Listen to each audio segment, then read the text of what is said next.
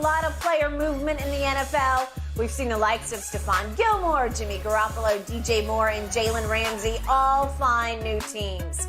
Shannon, to you, what's been the best NFL move over the last 3 days? Not Stephon Gilmore to the Cowboys. That's definitely not one of them. I got two. I'm going to say the first one is the Bears. Trading that, getting the haul, which they got. They got DJ Moore. They got 2 first-round picks, 2 seconds, and a 4th.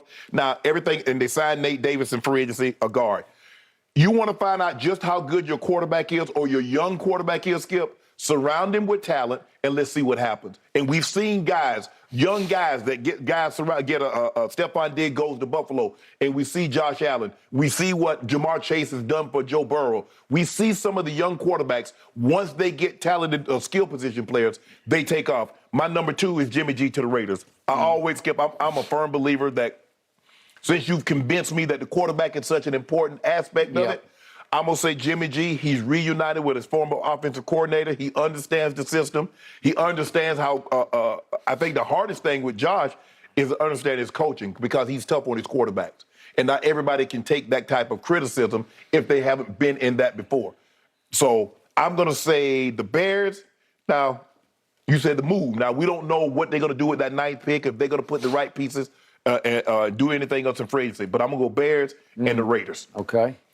First of all, to your initial point, Stephon Gilmore makes me happy Gilmore because I'm very, very happy Gilmore over Stephon Gilmore, and maybe I'm prisoner of the moment. You are. But that is high on my list because that turned that defense into very possibly the best defense in pro football. But I'll leave that as my second best move to actually the counterpoint to your best move, which was the Bears move. The by far best move that has been made over the last 3 days was Carolina achieving and acquiring the first pick in the draft with one big if attached to it. I don't know how they're going to use said pick. If Carolina does pick Bryce Young, as they should, then they made by far the most important, significant, impactful move of the last 3 days because they are going to get a star quarterback. They're going to get a face of the franchise that you can trust and depend on and go forward with and I think win a couple of Super Bowls with before it's all said and done.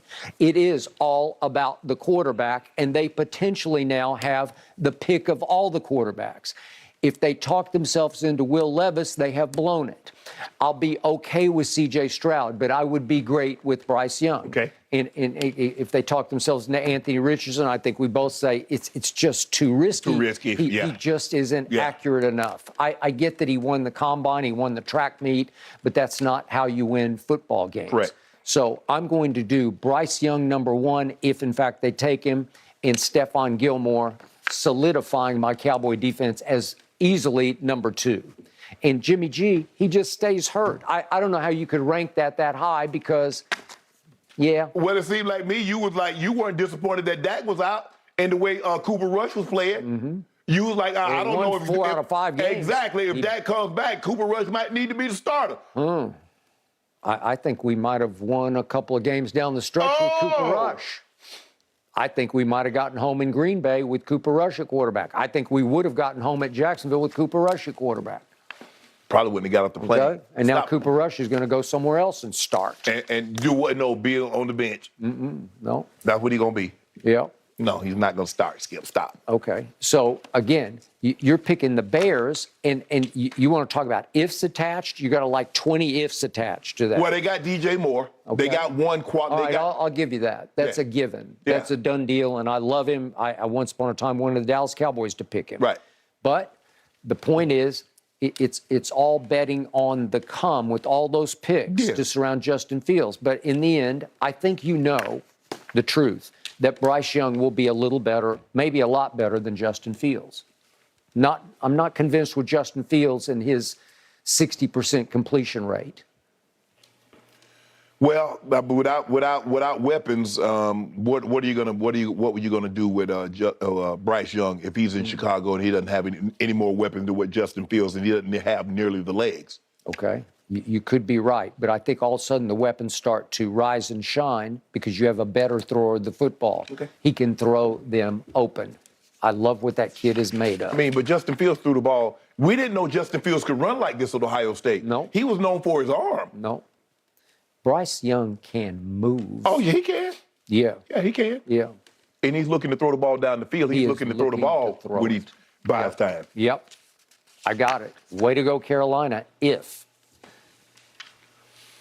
We will find out soon enough, guys. All right, what can the Saints expect from Michael Thomas next season? Ooh, Derek Carr hopes a lot. Let's discuss in just a moment. Darren Waller from the Raiders in exchange for a third-round pick in this year's draft. Waller has over 3,000 receiving yards and 17 touchdowns in the past 4 seasons. Shannon, on a scale of 1 to 10, how much better is Waller going to make that Giants offense? He's a Pro Bowl tight end. There are not very many tight ends better than he is. He can run after the catch. He can make tough contested catches. He's a big, big target. He's a ginormous man. Remember, we had him on at the Super Bowl. Yep. Other than, I can't think about a handful of tight ends. Obviously, Kelsey, Mark Andrews, maybe Kittle, that I would put above him. So he's right there. I'm gonna say he'll help them at 8, but the question is, what are they going to have to put outside? Because if he's your only really option, now I can take him away, and then because I don't feel like I need to worry about anybody else outside. They released Galladay, so they got Slayton. Their leading receiver, Skip, had 40. Well, Slayton had 46 catches. Yep. Richie James had 57 catches. That's not a whole lot of catches on a 17-game They season. used to have this kid named Kadarius Toney, and he helped the Chiefs win the Super Bowl. So what with the longest punt return in Super Bowl history. So what they did was that about? So what they did is that they traded that pick that they got from Kansas City For Darren Waller. So basically they said we flipped Kadarius Toney for Darren Waller. That's what it's going to come down to, is that can Daniel Jones take another step? And are they going to have adequate people outside of him so Waller can work the middle of the field, work the one-on-one coverage against the linebacker or a safety? Yep. Other than that, but I'm going to say 8. I think he can help him at 8, but everything is contingent on how well does the improvement, does he continuously get better, which is Daniel Jones. Yep. Okay, when it comes to the NFC East, I speak as a lifelong diehard Cowboy fan because I can't help myself, because it's always in the perspective, it's in the context of how will it impact my team. Exactly. When I read this news yesterday, it scared me because I have high regard for a Darren Waller that, as you pointed out, we did have on the air. I like what he's made of, and I love all of his tangibles because he is a flat-out monster in the making. The problem is, said monster missed 14 games over the last 2 seasons, which I think sped the process of them wanting to go ahead and move in a new direction. Right. But I still look back and I say, really? You gave him up for a third-round pick? Because it still seems like, I know they have Foster Moreau as a backup tight end, but he's a free agent. So I don't know what they're doing. They got a whole bunch of, they got a stockpile of draft picks. And I feel bad, Skip, because he just got married. His wife plays for the Aces, and now he's going to be in New York, and she's in Las Vegas, and I don't know, maybe she wants to get traded to the Liberty or something like that, Skip. And I still don't understand exactly why Josh McDaniels blurted out their wedding date inadvertently, I guess. There wasn't no inadvertent. Well, do you think he did it on purpose? Yeah, Skip. But Skip, Well, he wasn't trying to sabotage him. But here's the thing, Skip. How do you accidentally? That's their moment. That's their joy. No, Why I would you? got it. I don't know. Announcing someone, such and such is pregnant. They were supposed to tell you that information on their time. No, I got it. Or she was supposed to give that information. He was just speaking to reporters at the combine. So, Skip, what does Darren Waller getting married to Kelsey Plum got to do with anything that's going on at the combine? I don't know. Ain't nobody asked you that. No. And if they had, you're like, well, I don't know anything about that. You have to ask Darren, or you have to ask Kelsey about that situation. Well, should we suspect it had something to do with them having to trade him? Did he throw enough of a fit over that? I felt like he might. Kelsey Plum tweeted because he wasn't invited to the wedding. Okay. That's probably why he outed him. Okay. But like I said, Skip, I don't think. Look, other than Tom Brady, I've been around Josh a little while, but Skip, he still got that Belichick in him. He does. He just can't help himself. Can't help himself. He's not the. And you go back and look at the report.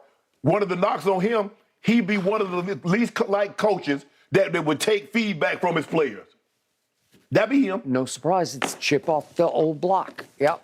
Unfortunately, he don't have 6 Super Bowls under his belt He does not. to not take info or feedback from his players. Okay, so they went and got, speaking of the Patriots, they got Jacoby Myers, who a lot of people thought was the best receiver on the market in free agency. Okay. Yeah, what Patriot receiver has left there, New England, and been anything anywhere else? Now, I'm talking about Wes Welker had the one good year. I give him that. He had the one good year in Denver. In Denver. Oh, Denver. Yeah. After he left New England. Okay, I got it. Yeah. But, Yeah. Jacoby Myers, really? I got it. You're right. I'm scared. Darren Waller's a giant. Something. You should be scared because Let's you still end got this- that same quarterback. That's what you should be scared of. I got Stephon. Let's end this on the note of you two agreeing on something and move on. I'm going to take that as a win. All right, up next, which NFL team has made the biggest splash this week? Skip and Shannon debate when we return.